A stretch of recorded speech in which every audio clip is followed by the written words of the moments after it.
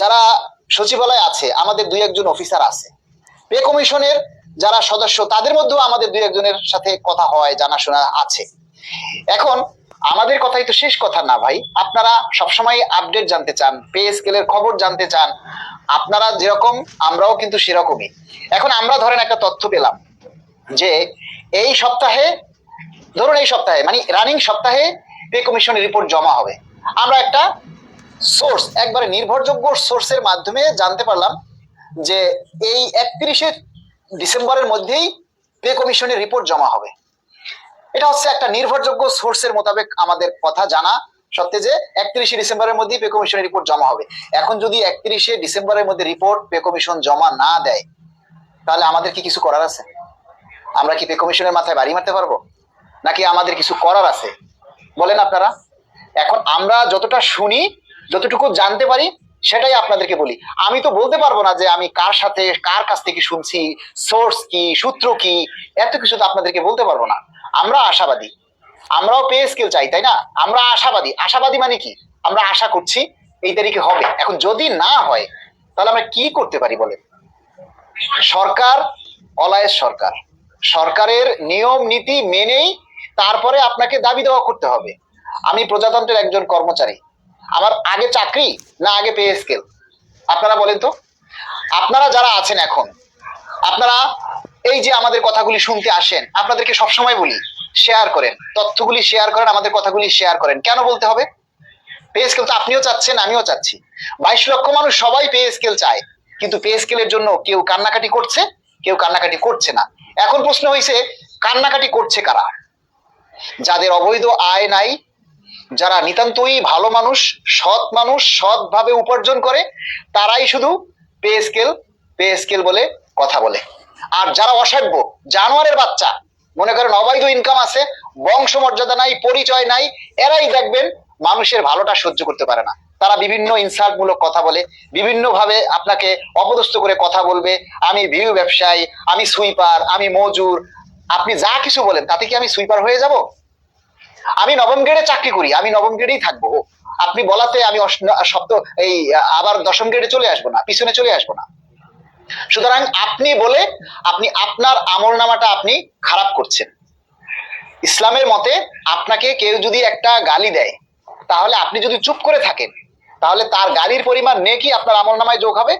আর যে আপনাকে গালি দিয়েছে তার আমল নামায় ডাবল গালি, ডাবল মানে পাপ যুক্ত হবে। আর আপনি যদি তার গালি শুনে তাকেও গালি দেন, তাহলে সেটা সমান সমান হবে, অর্থাৎ সেও পাপী হবে, আপনিও পাপী হবে। এখন পে স্কেল আমরা সরকারের কাছে আশা করতেছি। এখন পে স্কেল যদি সরকার না দেয়, তাহলে আমরা কি সরকারের মাথায় বাড়ি মারতে পারবো, নাকি আমার চাকরি আগে?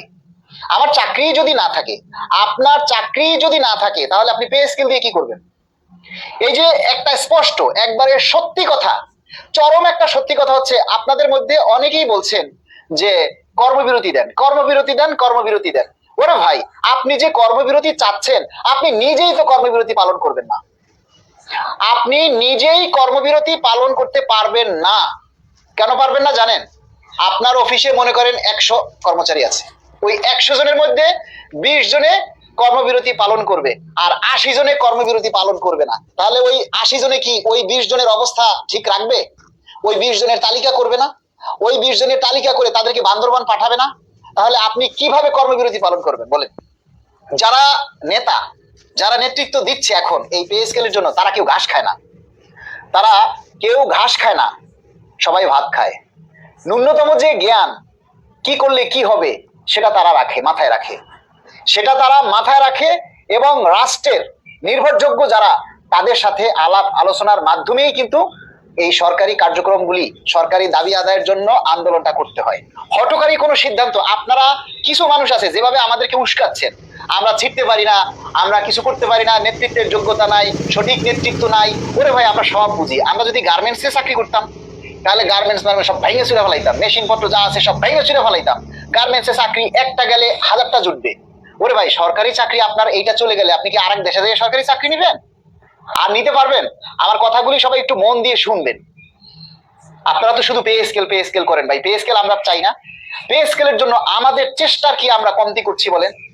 কত ভাবে চেষ্টা করছি, প্রধান উপদেষ্টার সাথে সাক্ষাতের চেষ্টা করছি, অর্থ উপদেষ্টা মহোদয়ের সাথে সাক্ষাতের চেষ্টা করছি, আমরা তো কোনো কুল কিনারা পাচ্ছি না।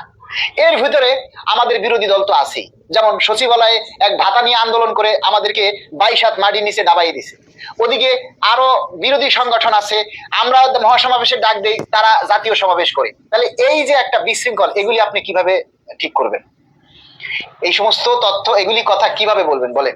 পে স্কেল পেতে হলে সবাইকে সম্মিলিতভাবে দাবি আদায় করতে হবে। এখন একটা সবচেয়ে বড় কথা কি জানেন, এই সরকার যদি ডিসিশন নিয়ে থাকে যে তারা পে স্কেল দিবে না, তাহলে আপনি হাজার কর্মসূচি দিলেও পে স্কেল দিবে না।